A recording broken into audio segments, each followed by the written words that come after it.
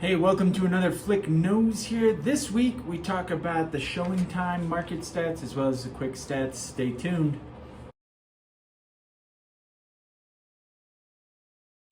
Hey everybody, thanks for tuning in here for another episode of Flick Nose. I think it should be a pretty good one, especially for some of you buyers out there who have been saying, we're going to wait until things cool off. Now, here we go. Let's jump into it. We're going to do quick stats first.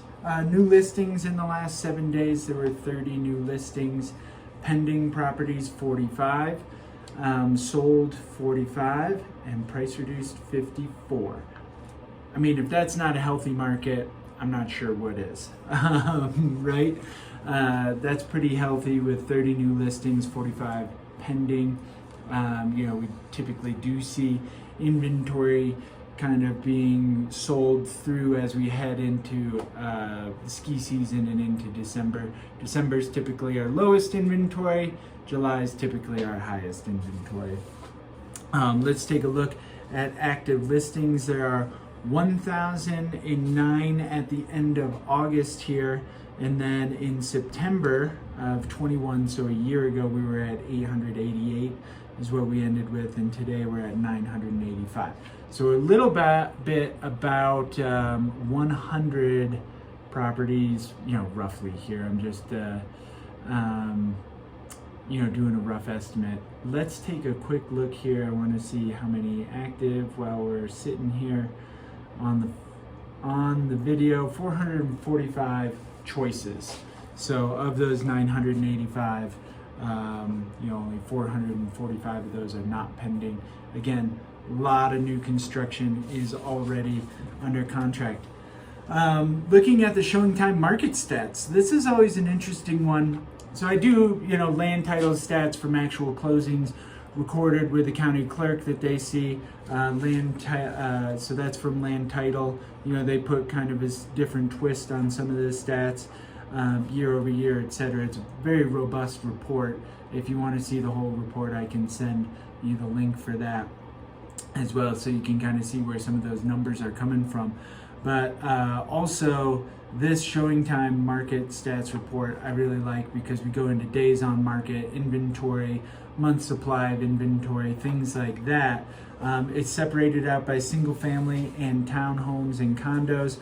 And, quite frankly, we're seeing some negative numbers here. Negative numbers with just, for the last 2-3 years, we've just been seeing positive.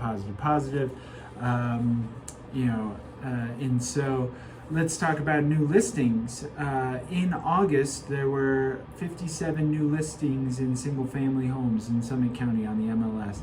That was down 25% from the year before. Sold listings, 46, which is down 32% from the year before. Average sales price, $1,866,731. That is down 10.5%. And this is just for single family homes. So $1,866,731 in August was down 10.5%. Now, oddly enough, you look at 68 transactions versus 46 transactions, right? On the single family home scale, you have one major sale, 5 million, 4 million, whatever. And that can swing that average pretty good, especially when you've got a smaller number of transactions, right? Days on market. This one, also negative.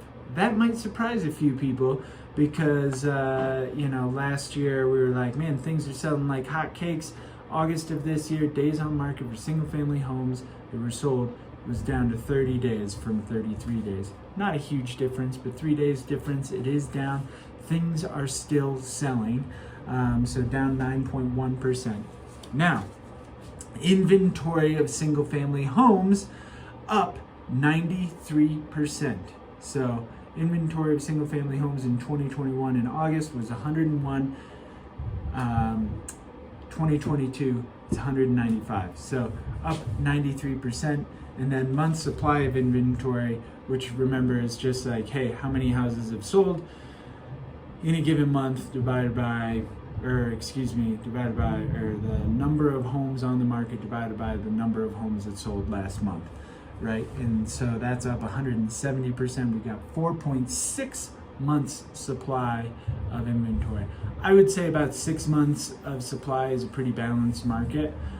So we're still under that a little bit, but we're getting that kind of parity that we like to see. Jumping into townhomes and condos, so new listings down 17%. There were only 137 new listings in August of 2022 compared to 165 in 2021. Sold listings down 28%, only 97 sold listings within the townhomes and condos. Average sales price up 16.2%. So $696,000 last year, and we are up to $808,000. So up 16.2% of list price received. Did we do that for homes? That was down 0.38 for single family homes, down to 97.5. And for condos and townhomes, we're at 96.4. So really interesting part about that there is that, we've got, really interesting part about that there is last year we were at 101, 102%. This year we're at like 97, 98% of list price. A little bit more opportunity to negotiate, keep those contingencies in there that we like to have in as a buyer and protect you as a buyer. So a little bit more power to the buyer there. Inventory of homes for sale in condos is up 29%, and month supply of inventory is up 104%, so 4.5 months there. So really interesting things. So those of you buyers out there who've been telling me, listen, we're waiting for things to cool down. We don't want to compete against other buyers and go over list price. We want to try and negotiate, etc., etc. Now's the time here. We've got this opportunity. Interest rates sure are up. They're not historically high. They're still pretty low. Obviously, they aren't historically low because they're up 1 or 2% from where they were a year ago. But still pretty great interest rates. And I just had lunch with another mortgage provider here in the county yesterday, and really the thing that they're saying, or what they're being advised by their mortgage folks, is, hey, this latest Fed increase was already priced into the market. So we've seen mortgage rates drop a little bit with some providers and some underwriters there, just because they were pricing that in, and the Fed increase was lower than what they thought. So they were able to bring that back down. And then what we're anticipating that we're going to see over the next couple of months, 18 to 24 months, is probably interest rates will go down again. So any other questions? This was a lot of info, a lot of stats there, but if you do have any questions, please reach out to me, teamflick@summitliving.com. We're here for you. Catch you next week.